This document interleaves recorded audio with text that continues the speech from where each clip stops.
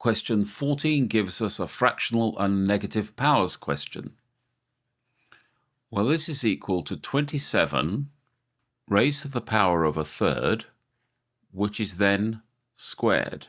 And this, starting to simplify the half, anything raised to a negative power can be flipped, the half becoming 2, which will then be raised to a positive power.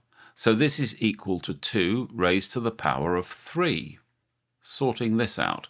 The cube root of 27 is 3, and 3 squared is 9. So this is 9 plus 8, which is equal to 17. And that will be your answer.